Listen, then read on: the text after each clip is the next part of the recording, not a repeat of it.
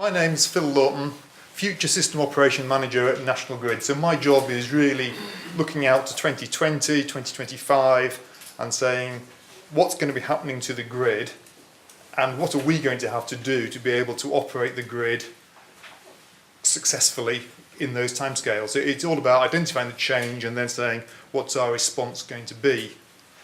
So I find myself in a somewhat different position to the previous two speakers. I see myself as a sort of potential customer for storage. And so I've only got two slides to allow time for discussion. The first one is the opportunities for storage, but then I think it would be disingenuous of me not to have a second slide, which is the challenges for storage. Because at the end of the day, we at National Grid, we balance the system. We've got a licence obligation to do that in the most economic manner possible. So if that's storage, that's great, but if there's some other technique, well, we're here to balance the system as cheaply as we can for the customer. So, potential roles for storage. Top of the list, I think, is providing flexibility to the system. And the big thing there is, I'm sure you're aware, we've got lots of wind generation coming onto the system, lots of solar generation coming onto the system, and they are both technologies which are variable in their output, and they're also less than entirely predictable with our weather. So we're in the position where we have a forecast looking out, this is what we think the wind is going to do, this is what we think the solar is going to do, but we know there's a level of uncertainty, so we need to have something up our sleeve to cope with that if the outturn is as far as we think it could be from the forecast. Second one is a bit of a variation on the theme, and we touched on it just before with the solar, is there will be times when there is so much low carbon generation and there's must-run generation such as nuclear, where there is a danger that we are forced to constrain low carbon generation off the system. Now clearly from GB PLC's point of view that's very bad. We spent a lot of money obtaining that low carbon electricity, and storage is an obvious way of being able to harvest it, store it and use it later.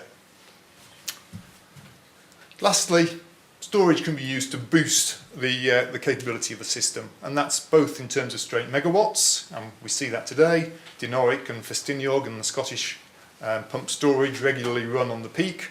They count towards our plant margin, so it's just straight meeting the megawatts on the system. But you can also boost the transmission and distribution capabilities of the system if you've got that generation embedded down below the bottleneck, whatever it is that is constraining us.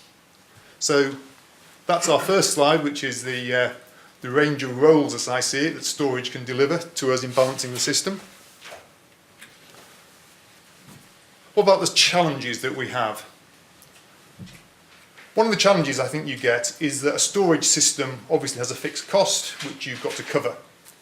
Now, if you're covering that through cycling it 365 times a year, operating a daily cycle, obviously it's much easier to cover the costs than if you're doing it on, say, 52 times a year on a weekly cycle, or even worse. And I would struggle to see that we could be operating electricity storage on an annual cycle the way that some gas storage operates, because the amount of income you need to make from your one cycle is just so big to cover the costs.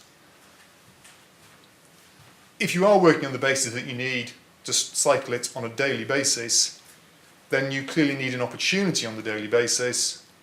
And if you've got an opportunity, for example, a very large wind storm coming in, creating lots of wind, but it's only happening 4 or 5 times a year, then you will struggle to be able to capture all of that, because 4 or 5 times a year may well not be enough to cover your fixed costs.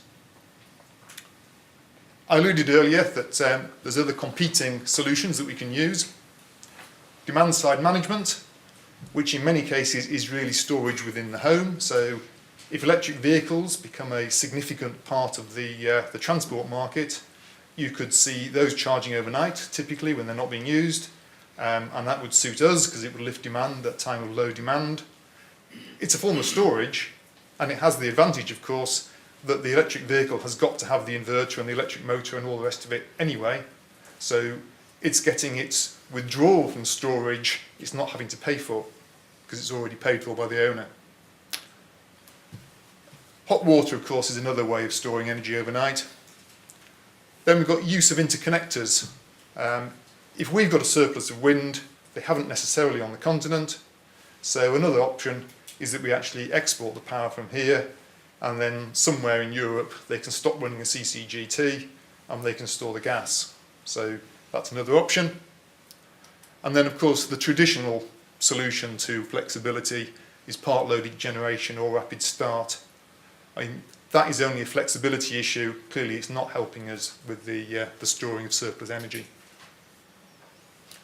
Moving on to removing the need to provide assets, and I hesitate to say too much on behalf of my distribution colleagues because I think generally we're talking about a distribution issue here, but their traditional assets offer you a very, very high level of reliability. If you've got a buried cable, as you probably have outside your house, how often does it go wrong?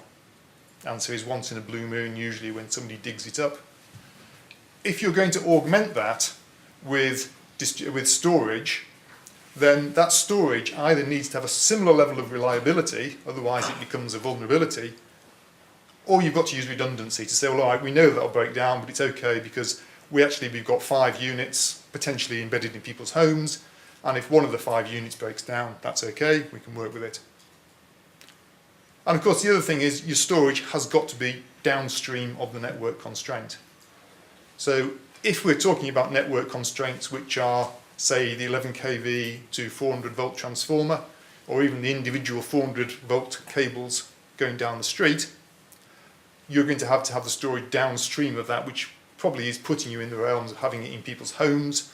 From what I've said about redundancy earlier, I think the idea of kiosks partway down the street, I would struggle to see that sort of becoming acceptable. A box like that in somebody's garage, well, yes, that could well be. Lastly, there's a question here about how we optimise the use of storage, because we're very conscious that we're not the only player here. You've got the supplier who will be saying, I'm the person with a direct interface with the customer. I can use this storage to minimise their energy bill by arbitraging in the electricity market. We've got the distributor who, if electric vehicles become prominent, could be saying, I've got a local constraint on my distribution network. I need to be managing these electric vehicles or this storage so that I can work my way around the constraint.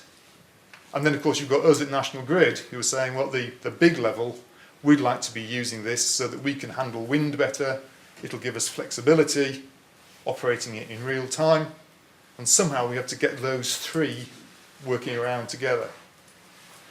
So for me, I think there's 3 critical criteria to finish with. One of them is, what's the fixed costs?